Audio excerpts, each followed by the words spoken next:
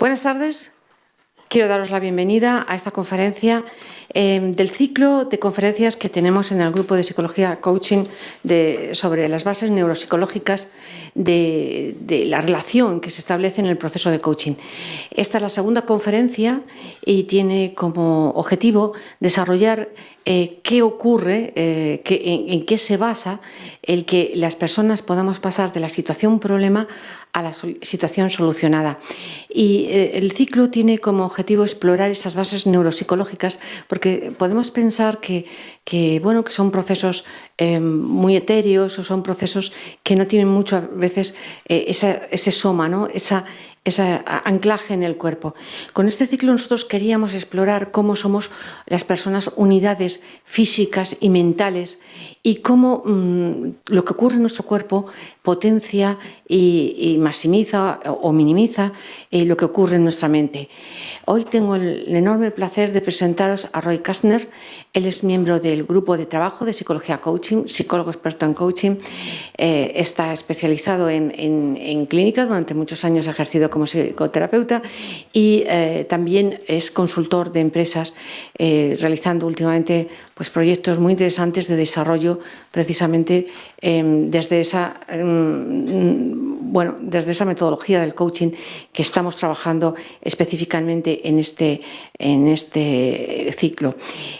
Os animo a conocer las otras conferencias y conocer cuáles son las bases de todo lo que ocurre en el proceso. Sin más, os dejo ahora mismo con esta conferencia sobre las bases neuropsicológicas de la conciencia y la ideación, y vamos a ver cómo es de la situación problema a la situación solucionada a través de la neuropsicología. Cuando quieras, Roy. Muchas gracias, Isabel. Efectivamente, hoy vamos a adentrarnos en un viaje fascinante para comprender cómo pasamos de estar atrapados en un problema a visualizar y construir una solución. Todo esto desde la perspectiva de la neuropsicología. Una perspectiva que me parece especialmente interesante, ya que parece ser que la evidencia científica no hace más que confirmar lo que ya aplicábamos a través de la teoría, ¿verdad? Entonces, la pregunta es, ¿qué ocurre en nuestro cerebro cuando decidimos cambiar algo en nuestras vidas y utilizamos la psicología coaching para lograrlo? Sí que es muy interesante ver eso, ¿no? Ver cómo la evidencia científica no hace más que apoyar lo que nosotros venimos aplicando y lo que la teoría nos ha ido diciendo. Entonces,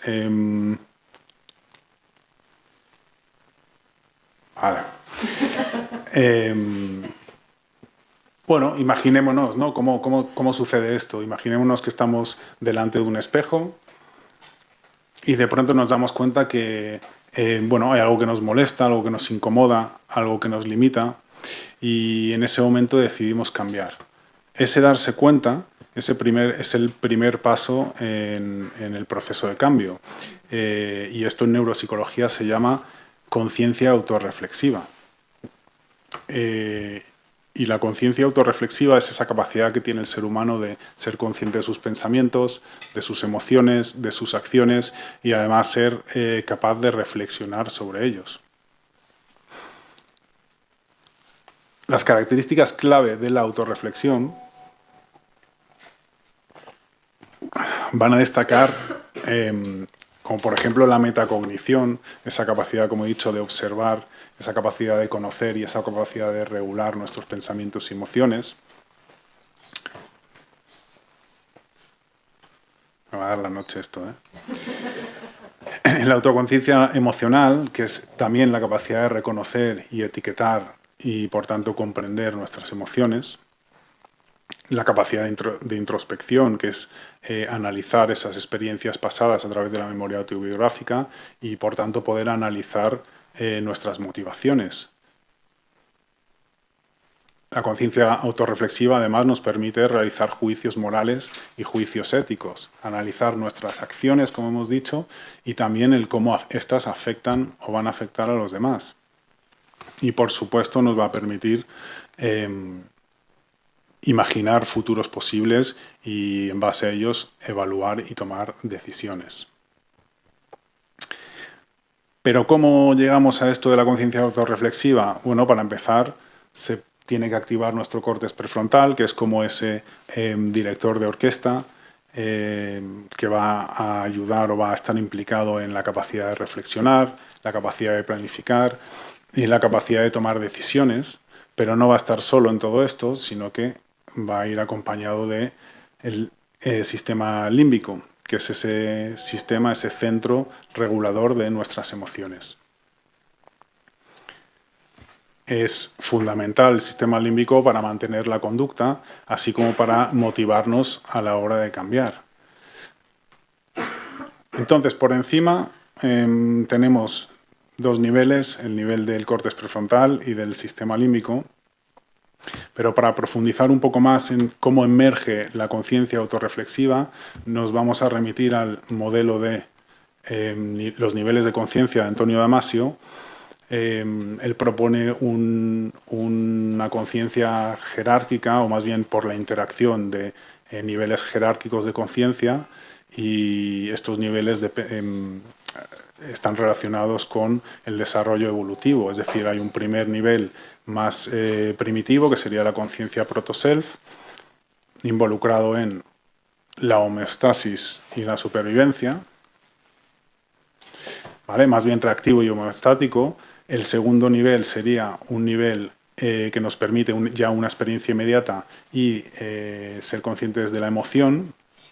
Y un tercer nivel que ya permitiría esas funciones superiores como la autorreflexión o generarnos una identidad. Y en su modelo, pues es un modelo jerárquico y evolutivo en el cual la conciencia emerge de la interacción de estos tres niveles, y es de esta forma que seríamos capaces de evaluar, aprender, bueno, y como estamos en un proceso, hablando de procesos de coaching, de cambiar en función de experiencias previas y objetivos que nos hemos marcado para un futuro. Concretamente, el proto-self estaría encargado de la supervivencia, es esa primera barrera de la conciencia que actúa de membrana de nuestro ser con el medio. Es el que permite la supervivencia regulándose, por ejemplo, a través de la temperatura o la presión sanguínea, etcétera, ¿no? Es el que, si en el medio hace frío, pues va a activar escalofríos, va a activar la sudoración, simplemente para mantener esa homeostasis. Y las estructuras subcorticales implicadas, principales, serían el tronco encefálico, que va a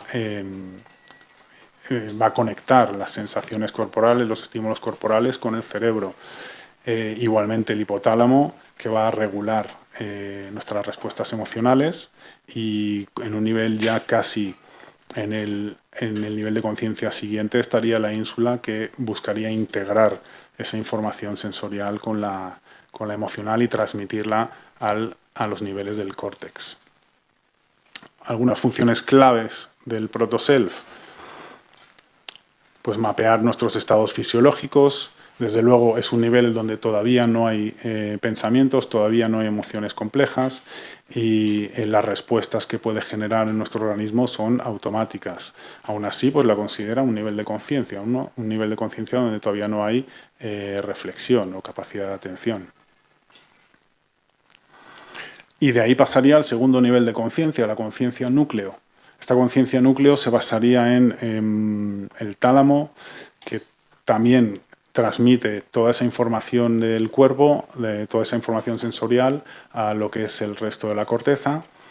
La amígdala, que asignaría valencia emocional a los estímulos percibidos, y la corteza cingulada anterior, que bueno, de alguna manera monitorizaría los errores y podría regular esa respuesta emocional en la amígdala. Sin embargo, aquí ya vemos cómo este nivel de conciencia recluta una parte un poco más elevada. Ya estamos viendo una parte del córtex, que es la corteza prefrontal ventromedial, y esta parte lo que haría ya sí es integrar las sensaciones corporales con las emociones, con una parte cognitiva, permitiendo que ya aquí sí generemos una conciencia del yo. Lo que pasa es que es un yo transitorio, es un yo del aquí y ahora. Es un yo además cambiante, porque va a depender de cómo me siento en este momento, y los momentos van cambiando, el contexto, el entorno va cambiando.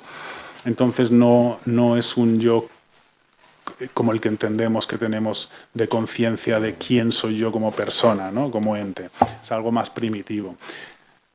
Pero nos va a permitir ya eso, una percepción del aquí y ahora, nos va a permitir respuestas a los estímulos en tiempo real, va a permitir detectar estados corporales y emocionales. Lo que no va a permitir todavía es esa memoria autobiográfica o esas capacidades superiores que hemos comentado, como proyectarse al futuro. Y finalmente, el nivel más elevado, según Damasio, sería la conciencia extendida, donde ya sí que se recluta gran parte de la corteza del cerebro, por ejemplo, la corteza prefrontal dorsolateral, involucrada en la metacognición, involucrada en la planificación, ¿verdad? Que ya son funciones más elevadas. El hipocampo, fundamental, porque va a estar implicado en generar esa memoria autobiográfica. Tal y como yo lo entiendo, ese álbum de fotos que justamente ya nos va a permitir una continuidad, una conciencia de ser yo, pero yo soy el mismo que ayer, ¿no? Y mañana ser el mismo que ayer también.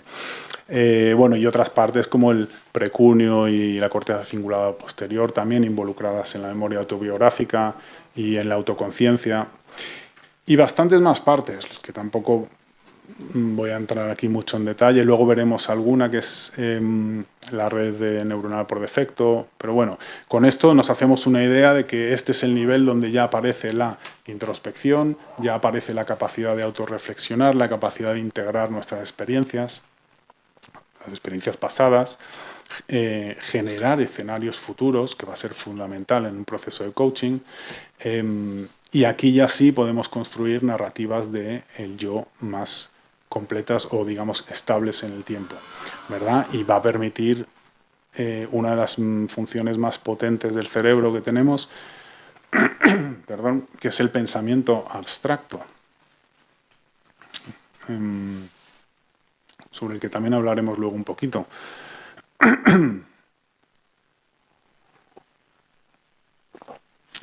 Y ya viendo esto a nivel, habiendo visto un poco las bases funcionales del cerebro, tenemos que hablar de un modelo un poco más cognitivo, pero que tiene mucho que ver con lo que acabamos de ver, que es el modelo de procesamiento dual. Según este modelo funcionamos con dos sistemas que están diferenciados, pero son complementarios a nivel cognitivo. El primer sistema sería un sistema más bien intuitivo y rápido, porque bueno, no requiere de un esfuerzo consciente, está especialmente influenciado por la emoción y por nuestras experiencias repetidas previas, y es rápido porque funciona de manera automática, no tenemos que supervisarlo, y utiliza atajos mentales, utiliza heurística. En realidad no hace falta ser... bueno, yo creo que como psicólogos todos sabemos que gran parte del día estamos funcionando, desgraciadamente, con este sistema. Desgraciadamente o no, porque en realidad el sistema 1 tiene una utilidad muy potente, que es la de ahorrar recursos y no tener que estar con una conciencia tan cortita como tenemos, bueno, requete pensando cada acción que tomamos.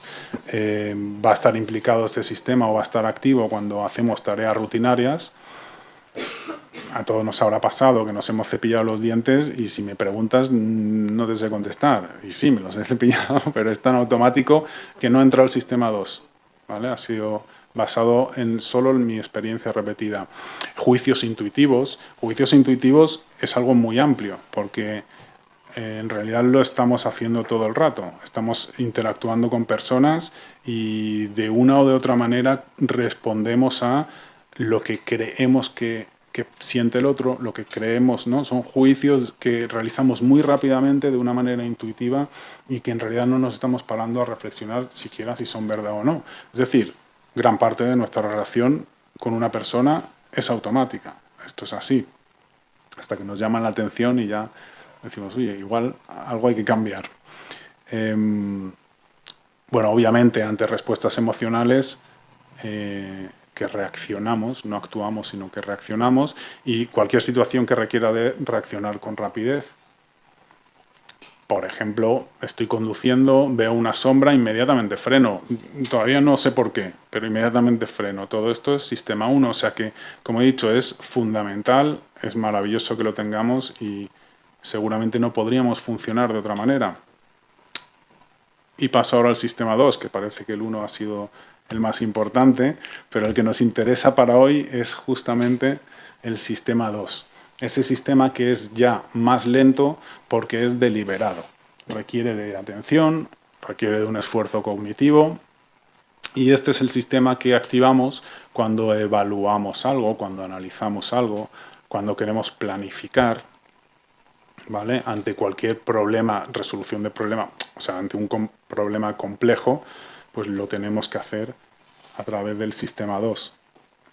Y es con el que vamos a tomar decisiones racionales. Veis cómo también tiene mucho que ver con los niveles de conciencia que comentábamos, ¿no? En realidad, por eso no voy a entrar en detalle en qué partes del cerebro se activan, porque bueno, hemos visto ya bastante y veremos más, pero sí cabe destacar la corteza cingulada anterior, que es como esa parte que monitoriza las discrepancias entre las respuestas automáticas y justamente sería la que, si ve que es necesario divagar más, dilucidar, o sea, pensar más sobre algo, pues activaría el sistema 2. De alguna manera a mí me hace gracia porque veo el coach un poco como el que potencia la cingulada anterior, ¿no? Porque al final nosotros lo que hacemos con preguntas útiles es justamente señalar cuándo hay que cambiar el chip. Oye, estás yendo en automático, he detectado esto y ponemos el foco ahí. En realidad, de alguna manera somos la cingulada anterior externa del coachee, si me lo permitís. Y por supuesto no podía dejar de hablar de la red neuronal por defecto. Se ha comprobado a través de neuroimagen funcional que cuando estamos inmersos en una tarea, estamos prestando atención a una tarea y además hay interacción externa, se activan unos patrones neuronales diferentes a cuando estamos divagando internamente en un estado de relajación y de tranquilidad. Y este segundo patrón de activación de nuestro cerebro sería lo que se llama la red neuronal por defecto y corresponde concretamente a esto, a la introspección, a la autorreflexión y al estar activo también se ha visto que facilita la evaluación de experiencias, la evaluación de experiencias pasadas, incluso de proyecciones futuras y lo hace de una manera mucho más flexible. Lo cual ya nos está indicando la importancia en un sentido práctico de...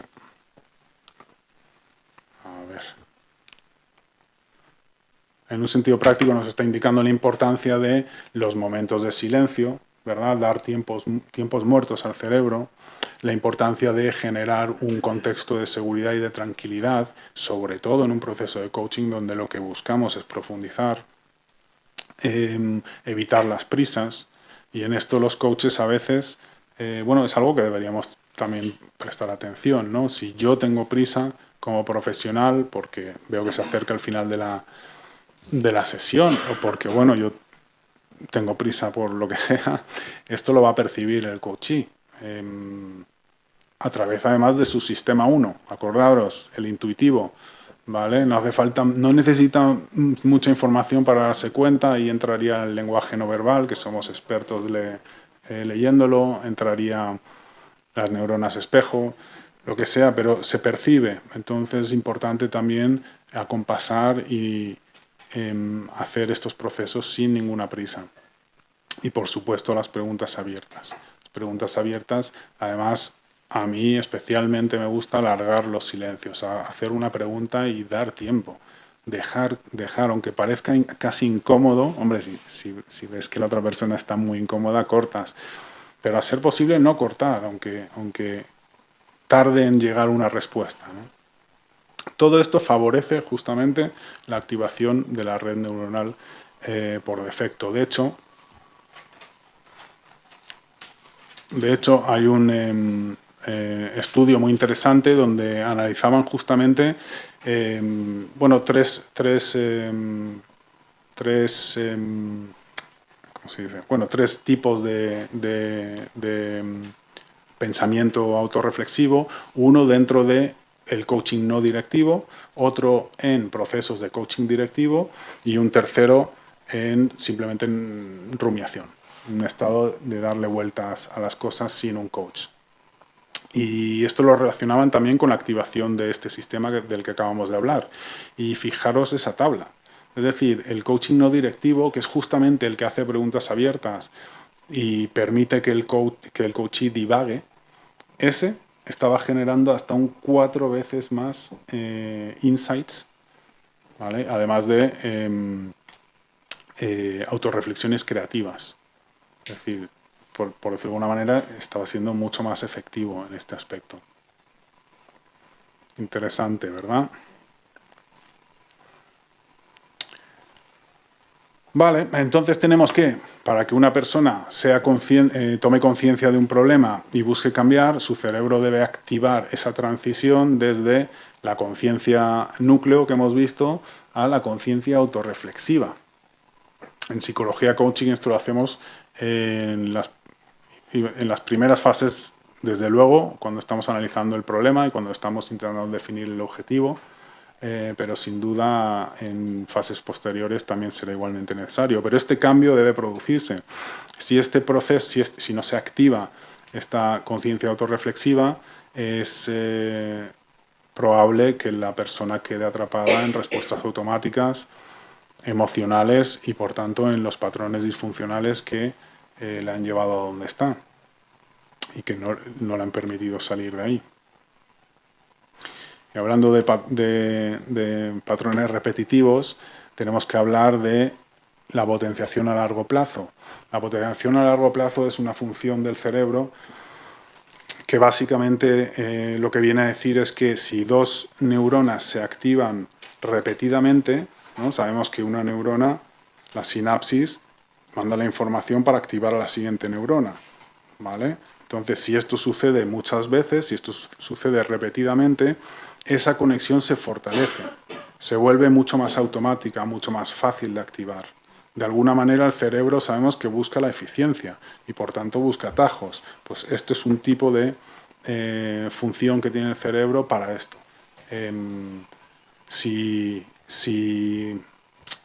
repito muchas veces ese camino, se va a fortalecer, va a ser más fácil que se active, pero también esto es importante y fundamental para el aprendizaje, ¿verdad? Y para la formación de hábitos, que optimicemos el funcionamiento del cerebro para crear patrones repetitivos, que a veces normalmente son útiles, pero otras veces sabemos que no.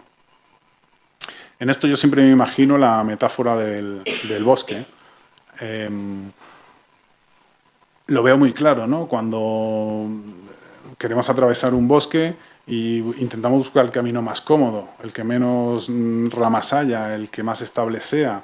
Y además, a medida que repetimos ese camino, ¿qué pasa? Pues se van rompiendo ramas, desaparecen arbustos, se compacta el terreno y cada vez se vuelve más fácil ir por allí. Y de hecho, cuando queremos volver a hacer el camino, incluso si no vamos directamente en esa dirección, al final acabamos eligiendo ese camino, porque es más fácil que abrir uno nuevo, ¿verdad? Esto es un poco la potenciación a largo plazo, entendida como metáfora. Pero yo por lo menos la veo así y me ha sido muy útil. Porque claro, es que realmente abrir un nuevo camino en un bosque es duro, es difícil, cuesta esfuerzo. Y eso es lo que hacemos en coaching, acordaros, no es fácil, ¿verdad? Cambiar, no es nada fácil.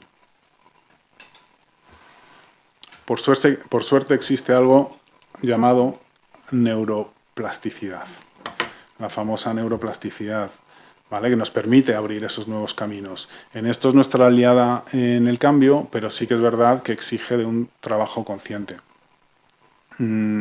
Otra cara de la moneda de la potenciación a largo plazo es la poda sináptica.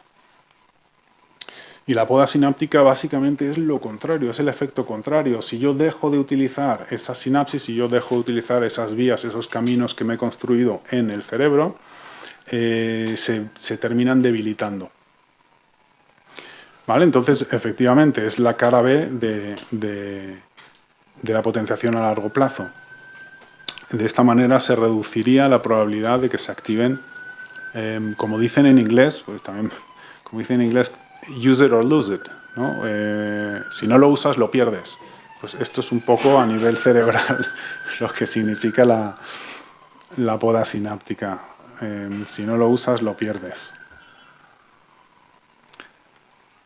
Vale, entonces con todo esto que os estoy contando, un poquito de todo, en relación a ser conscientes del problema, no solo saber que uno quiere generar un cambio, es el darse cuenta de estos caminos habituales que tengo de pensar y hacer que estamos y darnos cuenta de que estos caminos son los que estamos eligiendo y que no nos están llevando a donde queremos.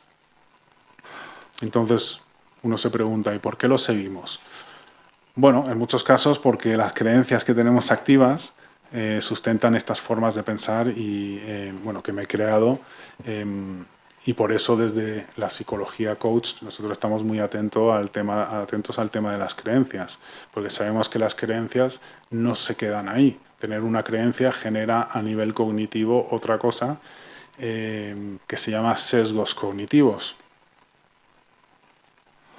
Los famosos sesgos cognitivos son tendencias a pensar de una cierta manera. Y digo pensar, pero en realidad estamos hablando de funciones cognitivas más básicas. Entonces condicionan cómo vamos a pensar.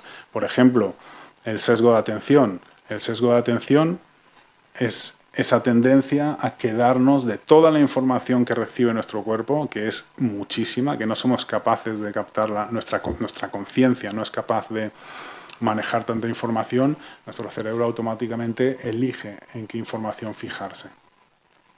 Entonces, ¿cómo elige esto? Pues en base a las creencias que tengo, en base a los esquemas mentales que tengo activos.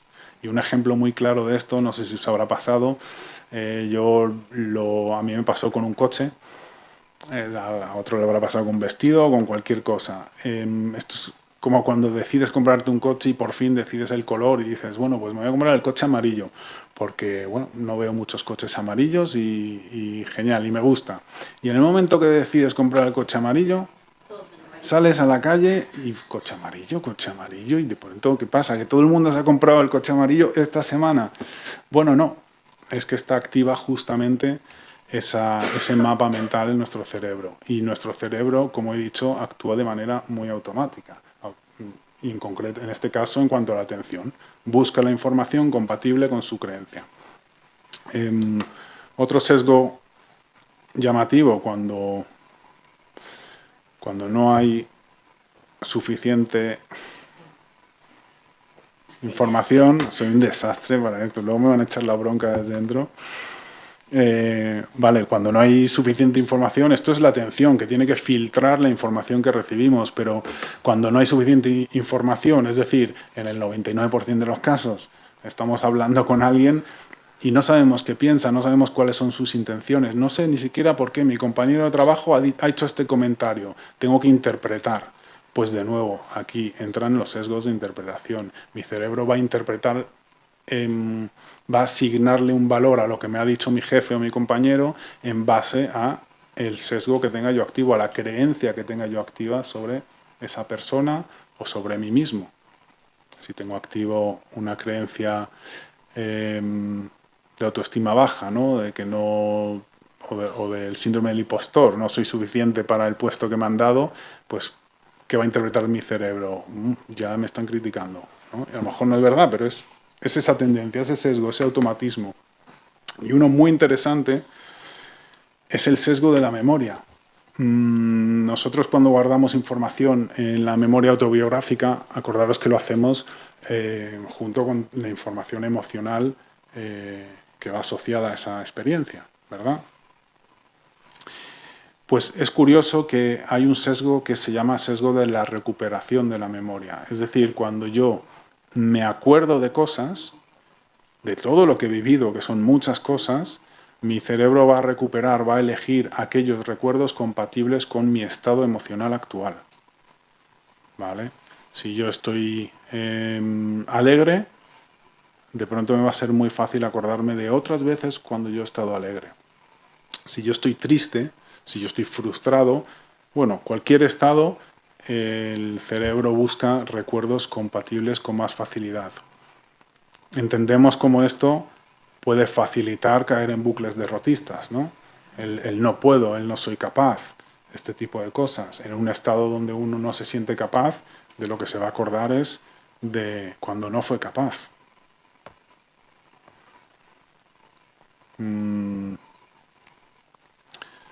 Estaba pensando en algún ejemplo, pero bueno, un ejemplo muy claro es un comercial que lleva días trabajando un cliente, ¿no? Y cuando por fin llega el día de la firma, pues se cae, se echa para atrás el cliente.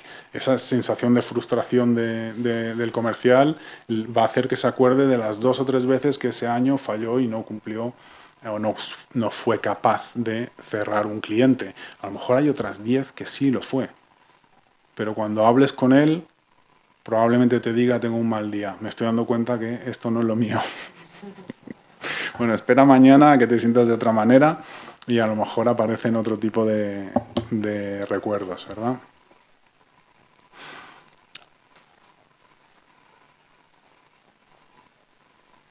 Bueno, y nosotros los psicólogos sabemos estas cosas, ¿verdad? Y como lo sabemos, sabemos que las creencias limitantes generan estos sesgos cognitivos que a su vez facilitan pensamientos automáticos pues, del tipo que acabamos de ver, pues no soy capaz, no soy buen vendedor o no soy capaz, no lo voy a lograr.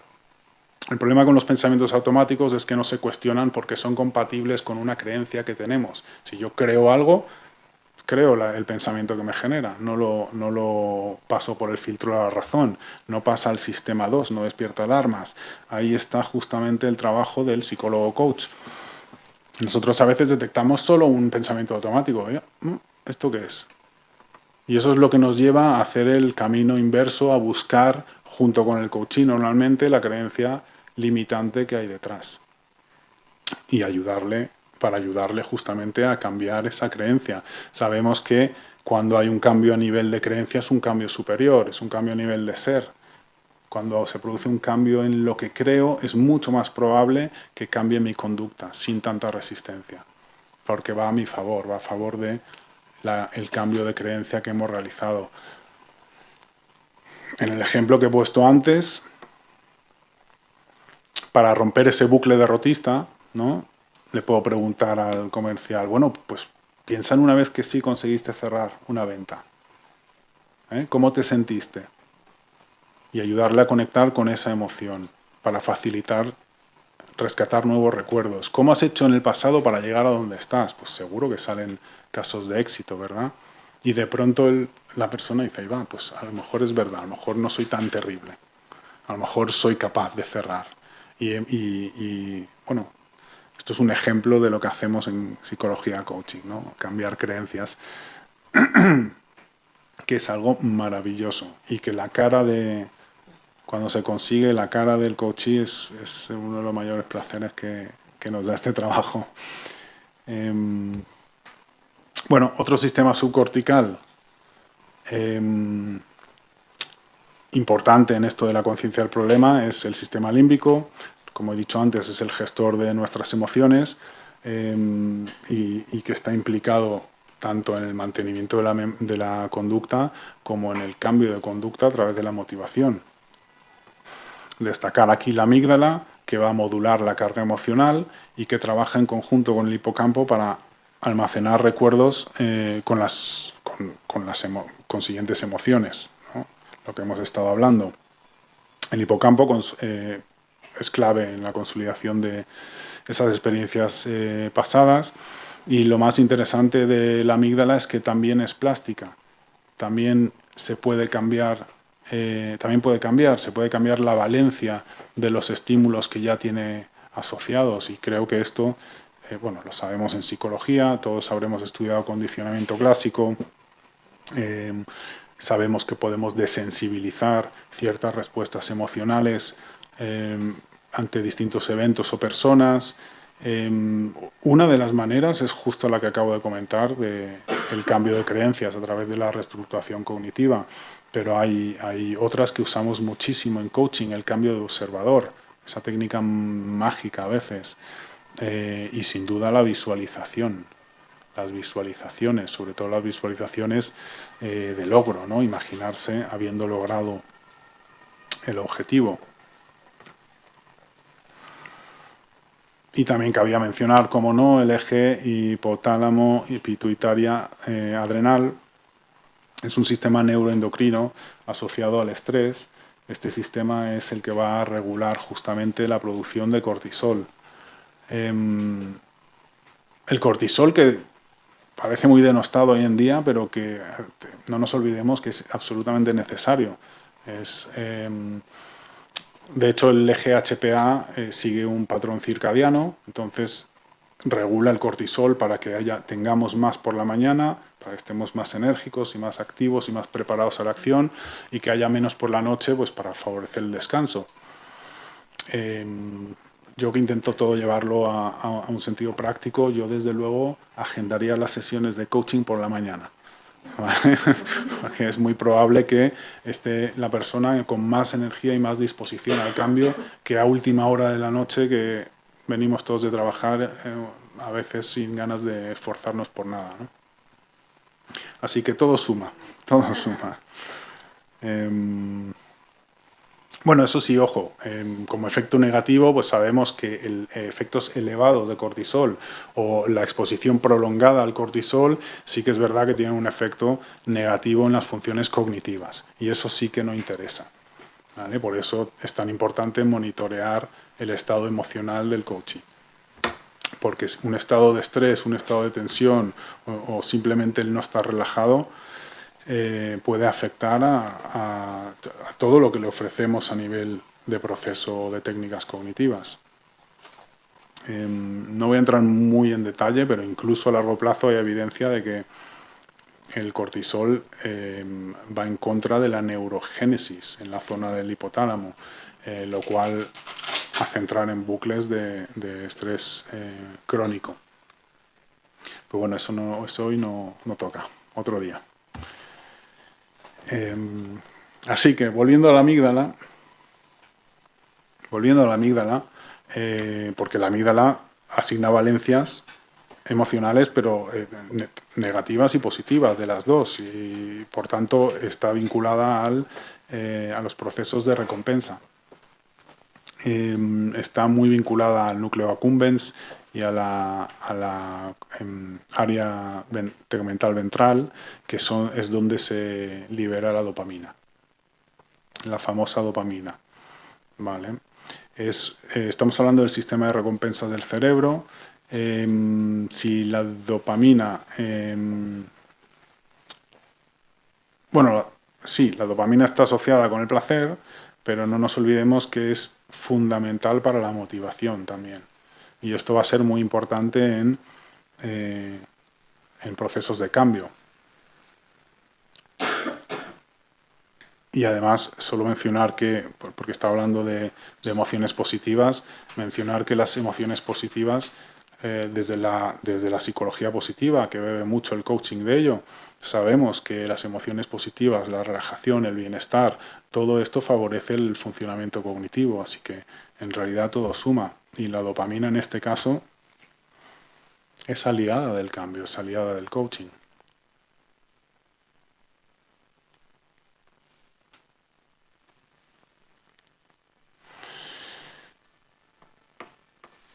Lo dicho, dopamina como aliada del coaching. Y esto lo aplicamos constantemente. Esto aunque no lo llevamos así, no decimos, oye, voy a potenciar tu dopamina.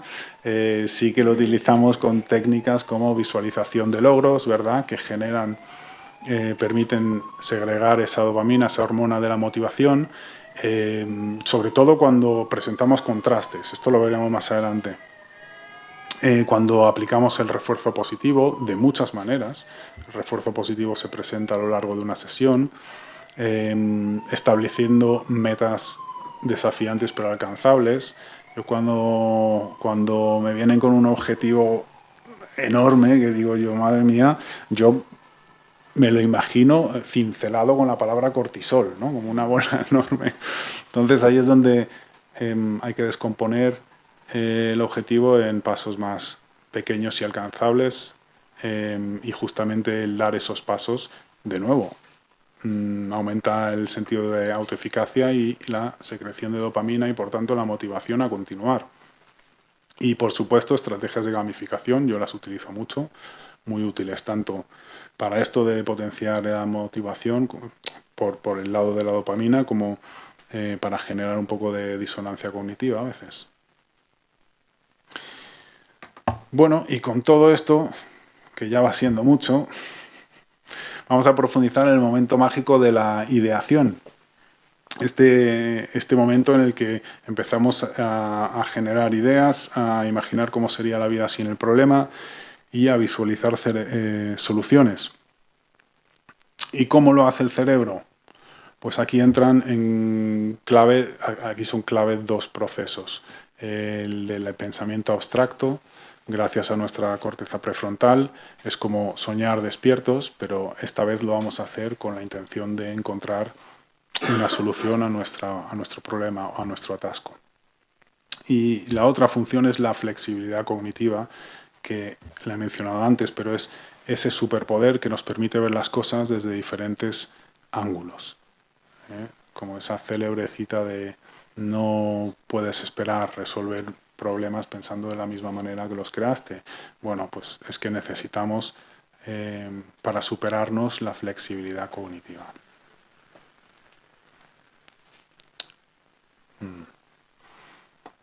Vale, con todo esto, el pensamiento abstracto es una de las funciones más sofisticadas del cerebro. Es justamente la capacidad de conceptualizar ideas que no tenemos inmediatamente delante, que no tenemos la experiencia sensorial. Es decir, son creaciones, literalmente. El pensamiento abstracto nos va a permitir imaginar escenarios hipotéticos, nos va a permitir formular estrategias, encontrar soluciones e incluso la famosa teoría de la mente, donde podemos prever qué está pensando, sintiendo o qué va a hacer la otra persona.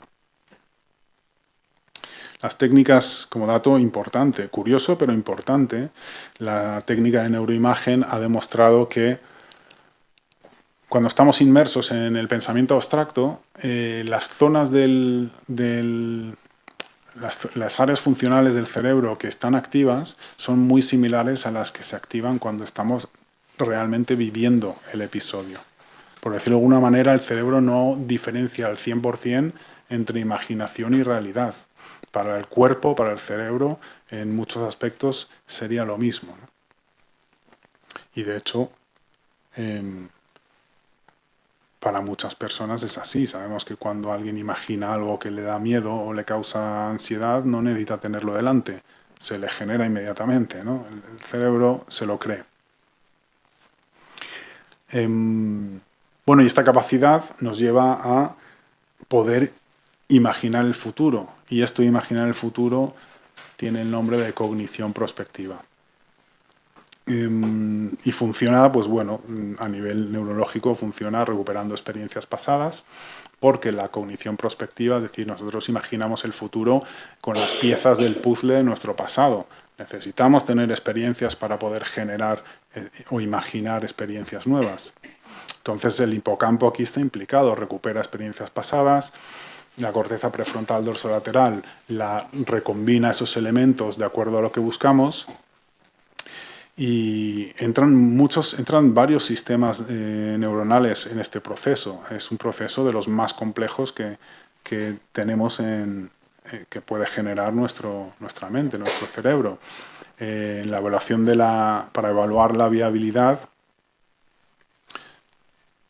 se activa la red de control ejecutivo, evaluando la viabilidad y descartando opciones ineficaces. se activa la red de valoración y toma de decisiones que determina el valor subjetivo de cada opción, es decir, entra aquí de nuevo el sistema de recompensas, y la red de saliencia para detectar la opción más relevante y para ajustar nuestra selección a ella. Como veis, son funciones extremadamente complejas, desde la neuroimagen, desde la investigación y apoyándonos en la teoría, pues se va llegando a estas conclusiones. Pero estoy seguro que el avance no para.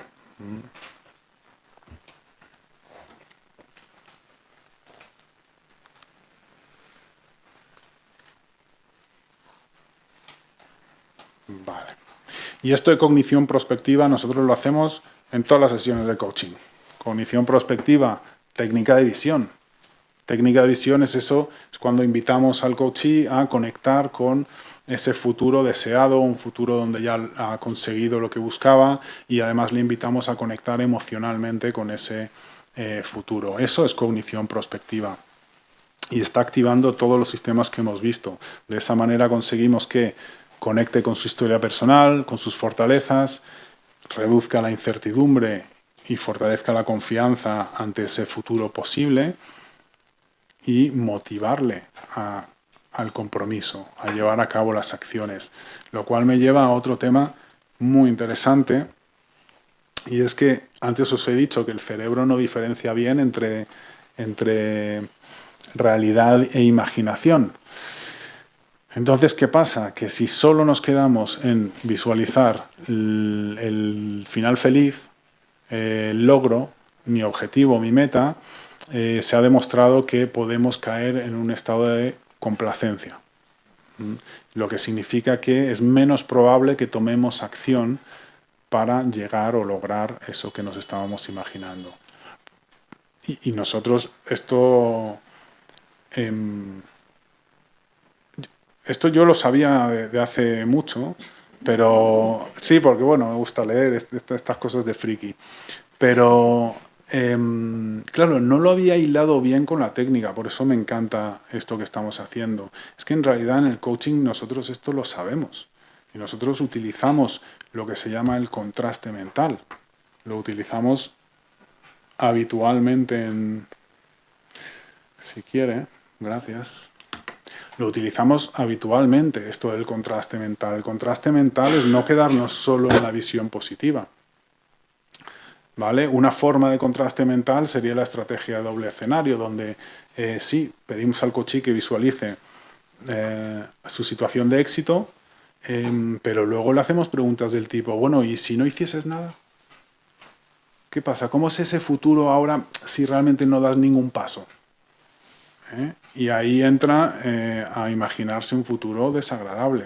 Y es ese contraste, es el contraste lo que lleva a motivar a la acción.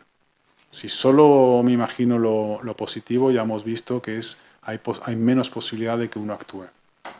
Por supuesto, después de mostrar estos dos escenarios, pues se invita a la reflexión, a planear y a los pasos posteriores que seguro que mis compañeros comentarán en las próximas conferencias.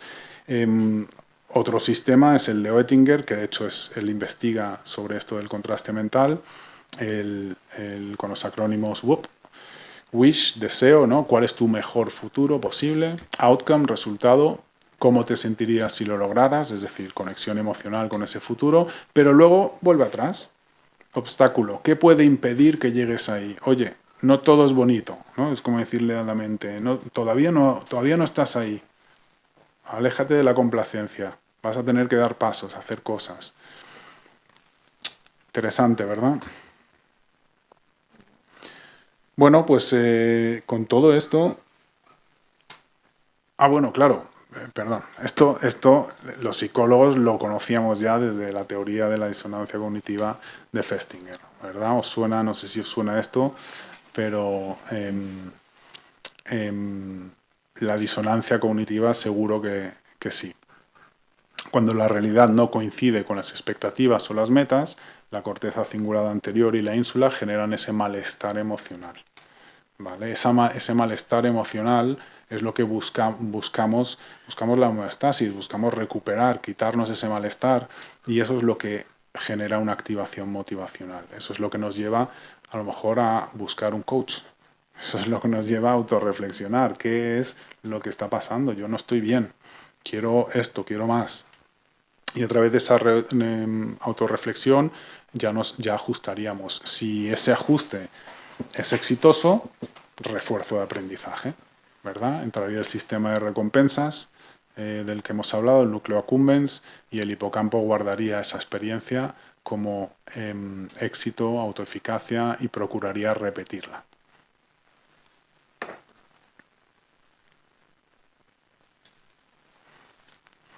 Entonces, con todo lo que estamos viendo, yo creo que queda bastante claro que la emoción es el motor del cambio. Y aquí entra en juego la ínsula. Esta foto preciosa que os he dejado aquí es esa parte del cerebro que nos ayuda a ser consciente de nuestras emociones y a gestionarlas. Y es que cuando aprendemos a regular nuestras emociones es cuando podemos pensar con claridad y tomar decisiones más acertadas. Y eso me lleva también a tener que hablar de la famosa oxitocina. Es la hormona que favorece esa confianza interpersonal, mejora la conexión emocional, reduce la respuesta al miedo. En general, favorece un estado de bienestar y de relajación, y ya sabemos que eso va a favorecer un mejor funcionamiento cognitivo y una mejor prospección en un proceso de coaching. Y ya acercándome al final, y hablando de esto de la oxitocina, me lleva al procesamiento emocional, ¿vale? Al principio hablamos de sistema 1, sistema 2, pero es que tenemos el procesamiento emocional del EDU, que básicamente viene a decir lo mismo, solo que incluyendo la amenaza y la seguridad. Si yo estoy en un estado de tensión o de miedo, se activa mi respuesta rápida.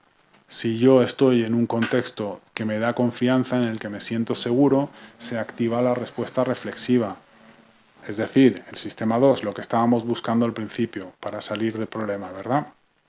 Y esto se ve favorecido por la oxitocina, y con esto se consigue realmente una apertura a la exploración y a nuevas perspectivas. Y me diréis, ¿y cómo hacemos para que segregue oxitocina en el coaching? Bueno, os voy a remitir a Amy Edmondson con su seguridad psicológica, lo explica muy bien, da muchas pistas sobre cómo conseguir este contexto en la relación, en cualquier relación. Yo lo utilizo mucho en equipos, en empresa, en cambio cultural, en cambio de la cultura de empresa, y funciona de maravilla. Pero bueno, aquí podéis profundizar. En realidad el coach con la seguridad psicológica está trabajando desde el minuto 1, cuando se empiezan las reuniones con el coachee, en esos momentos en los que estamos definiendo perfectamente el marco para reducir la incertidumbre, donde estamos ajustando las expectativas del cliente, donde estamos dejándole por escrito nuestros compromisos. ¿Eso qué profesional lo hace? ¿Verdad? Eso es una maravilla. Toma, yo me comprometo a esto y a esto, y te lo firmo. Eso es una maravilla. Todo eso está generando poco a poco esa confianza, esa seguridad psicológica. Lo que estamos haciendo es generar un contexto de seguro para el coachee, y al mismo tiempo, bueno, y durante todo el proceso, pues debemos mantener esa actitud de mirada sin juicio, mirada de aceptación absoluta, diría yo, y solo así posibilitamos que el coachee se exprese, sea capaz de asumir riesgos interpersonales y, por tanto, aprender. Y es que no nos olvidemos que el coachee muchas veces se vuelve vulnerable, ¿no? El coachee viene y te cuenta sus puntos de dolor, y a veces cuesta, y te cuenta sus aspiraciones, y es necesario, y mientras más cómodo se sienta para hacer todo esto, probablemente mejor vaya el proceso. Y si esto no fuera poco, encima estamos favoreciendo un estado de relajación y de confianza que va a hacer que su cerebro funcione mejor, como ya hemos visto. Así que yo creo que estamos más o menos bien en tiempo. Espero que lo hayáis disfrutado, espero que os haya contado algo que no sepáis y se os haya quedado. Y bueno, muchísimas gracias por estar aquí, por atenderme. Y de hecho, creo que hay 10 minutos. Si tenéis alguna duda, alguna pregunta o queréis comentar algo, pues encantado.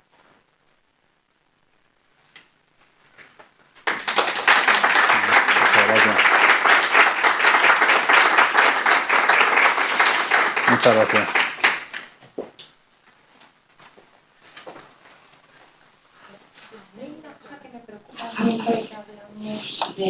Más alto, por favor.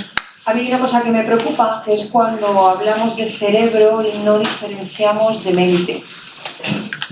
Porque me encuentro ahora mismo muchas ponencias y muchas personas que hablan desde la parte más física. Y creo que desde la parte de la psicología tenemos que introducir ese punto que decimos mente en pensar, sentir y hacer, ¿no? Para incorporar lo que indudablemente en la parte física vemos, ya sea a nivel de estómago, ya sea a nivel de cerebro, a nivel de respiración, y cómo va a impactar e influir en nuestros pensamientos, pero desde la parte de la psicología me parece muy relevante que veamos cómo los procesos de pensamiento y desde el nivel de coaching, cómo los niveles de pensamiento actúan y se reflejan en el cerebro. Y me preocupa muchísimo que no, perdona, esto es que es una sensación muy... que estamos últimamente hablando mucho de cerebro y muy poco de mente. Pero es como una crítica mía hacia nosotros mismos, que creo que tenemos que activar esto mucho más. O sea, que no era buena.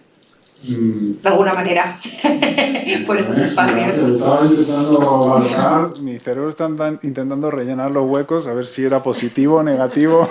Tenemos que hacer mayor esfuerzo. No, positivo, que bien que estéis haciendo estos espacios, porque creo que tenemos que la neuropsicología, al final seguimos hablando mucho de cerebro y poco de mente.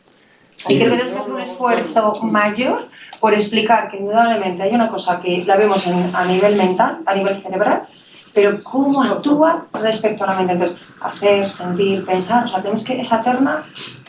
Es complicado, pero es verdad que el título, tal y como lo planteó Isabel, este ciclo, yo lo entendí así, que es las bases neuropsicológicas, neuro y psicológicas.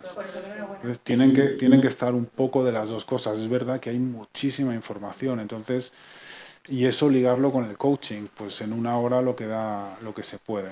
Pero bueno, me alegro. Muy bien. Yo tengo una pregunta. Sí. Has hablado de estrategias de gamificación. Sí. ¿Lo puedes ampliar un poco? Es un término nuevo para mí y...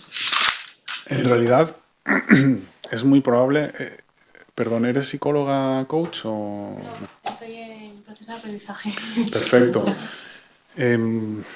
A ver, la gamificación no tiene por qué ser a través de un teléfono móvil y con lucecitas y sonidos. Yo, por ejemplo, para la instauración de hábitos, creo que muchos coaches usamos esto de colgar un calendario en un sitio visible. Si has hecho lo que te habías propuesto, pones un circulito o un smiley. En el jardín de infancia se daban pegatinas, smileys, ¿no? O aquí. Eso es gamificación. En realidad no es necesario, es darle ese pequeño chute de dopamina al cerebro para que siga. Eso es gamificación. Lo que pasa es que los videojuegos y los móviles lo han llevado a un nivel ya casi obsceno.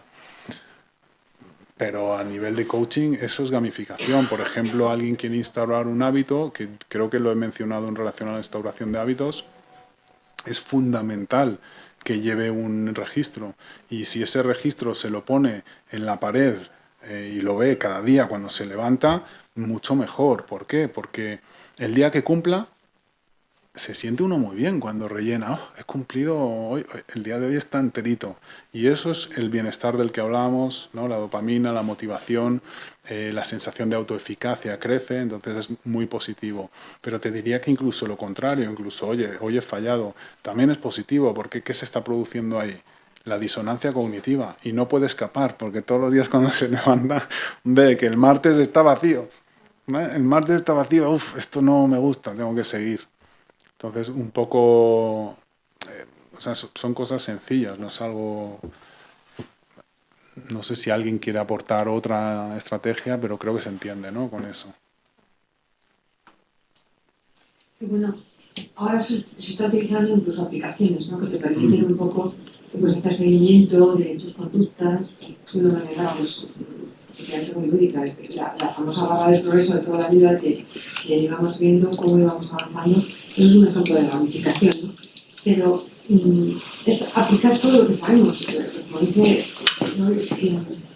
En los niños el smiley, la estrellita, son refuerzos positivos que hacen que la conducta tenga más probabilidad de repetirse, ¿no? Pero la gamificación también recoge ese aspecto lúdico, ¿no? Del reto, del juego, del quiz, de averiguar, de resolver. Entonces, todo lo que podamos aplicar en ese sentido, pues ayuda a estimular la mente. Es cierto lo que has dicho.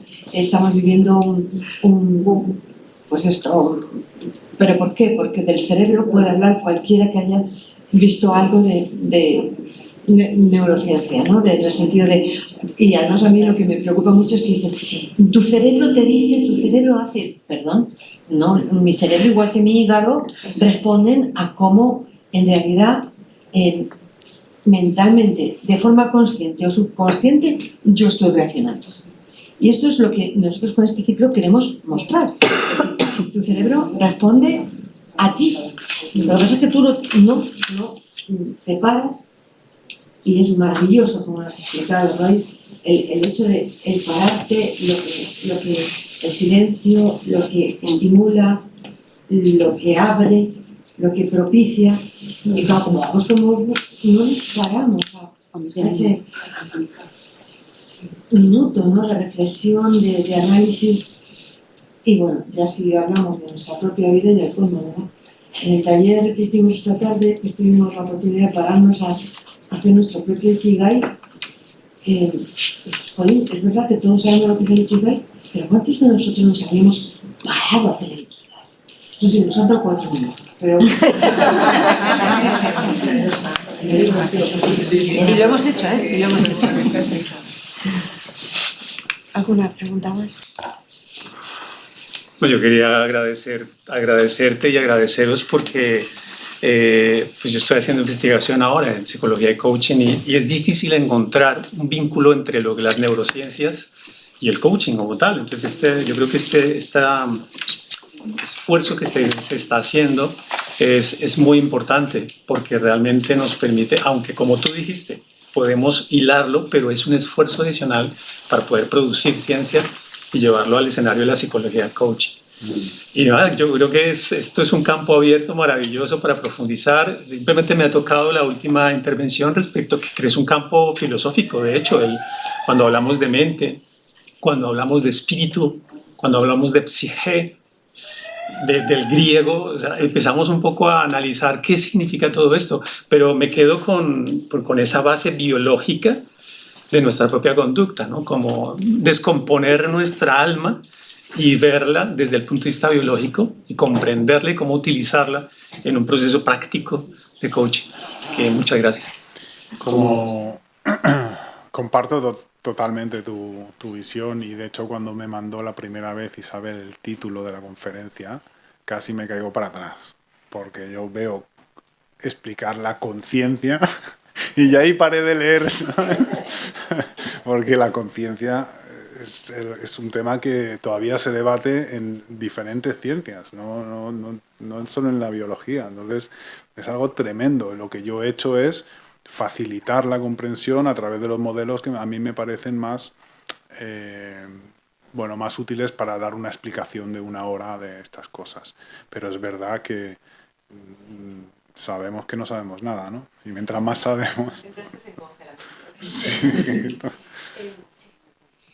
Es sobre lo que has estado comentando y tal. Cuando hablamos, por ejemplo, de esa forma de algunas personas de ser, del sistema de aversión tan pronunciado al dolor, que no hacen el cambio porque hay al final una ponderación ahí de que es mucho más grande el dolor que puede estar sucediendo en ese cambio que el dolor que puedo estar teniendo aquí en mi zona que ya conozco este dolor, ya estoy acomodada a él, sigo aquí y al final es ese miedo a afrontar, a asumir el riesgo porque hay una ponderación como muy inmediata del dolor que puede suponer ese cambio. Eso, ¿dónde se produce? ¿Dónde está? Porque como comportamiento lo sabes, pero esto también está en el sistema de recompensa. No sé si puedes dar alguna idea porque... bueno, yo... ¿Cuál sí. sería la base neuropsicológica de esto? Yo personalmente, y me he encontrado en el mundo laboral con personas con problemas de este tipo y yo les he acabado mandando al psicólogo. Y, sinceramente, yo les he explicado lo que yo veo, me han dado la razón o no, normalmente sí, y les he explicado con todo el cariño que es un tema de profundidad que requiere de un trabajo de profundidad, no de un proceso de coaching. Y luego aparte hago el trabajo que sea con esa persona. Pero cuando el miedo te paraliza, yo creo que está casi ya al límite de lo que nosotros como coaches deberíamos hacer. Yo no entraría ahí. Ahora, las bases neurológicas son básicamente lo que hemos visto. Sí, probablemente no se haya despertado suficiente la motivación a través de ese sistema de recompensa. Y creencias, hemos hablado mucho de creencias. Por ejemplo, una creencia que ayuda a salir de ahí es que la persona entienda, ahora vete tú a conseguirlo, pero que la persona entienda que ahora está, sí, a lo mejor lo otro puede sufrir un poquito más, pero el sufrimiento que está llevando ahora es gratis y para siempre. O sea, no va a cambiar, va a seguir sufriendo y seguir sufriendo hasta que dé el paso. Lo otro es sufrimiento, pero es sufrimiento útil, que el sufrimiento en la vida es útil. El sufrimiento no existiría si no fuera útil. Entonces, en ese aspecto, creo que hay mucho trabajo ahí para este tipo de personas, pero también creo que se puede, sé que se puede lograr el cambio porque lo he visto. Pero a lo mejor si lo ves muy difícil, a psicoterapia, que para eso está. Y que el coach es claramente para el coaching, ¿no? Isabel, para personas que pueden actuar con capacidad. Que tienen el poder sobre sí mismas. A ver, me vais a decir que soy muy darwiniana, pero hay quien dice que toda conducta, bueno, lo que has dicho tú, o es útil o desaparece. Las conductas son útiles. A veces tenemos conductas perversas, como decía Freud. Tenemos conductas que aparentemente son dañinas para nosotros, pero cuando estás en psicoterapia te das cuenta de que esas conductas tienen su finalidad, su utilidad y están respondiendo a alguna necesidad que tienes. En fin, eso trasciende este ciclo. Sí que es cierto que está muy vinculado con el circuito de recompensa. Tiene que ser más fuerte la recompensa que recibes, lógicamente. Y en este sentido, quería remitiros a una conferencia que tuvimos el año pasado en el anterior ciclo, precisamente sobre el cambio y el mecanismo inmunológico, que se llama así, el mecanismo inmunológico inconsciente ante el cambio. Eso puede ayudar muy bien a entender por qué al final las personas pues no cambiamos. Es porque realmente nos supone un esfuerzo de tal calibre que pues preferimos quedarnos. Entonces, yo simplemente quería daros las gracias a todos por estar aquí, por acompañarnos en esta conferencia y como veis, tratamos desde el grupo de Psicología Coaching del Colegio de la Psicología de Madrid crear conocimiento. Estas conferencias nos suponen un trabajo. Ya os ha confesado Roy que él se quedó en shock cuando vio el tema. Entonces, estamos haciendo un esfuerzo enorme por desarrollar esto, por documentarnos, por hilarlo con el coaching.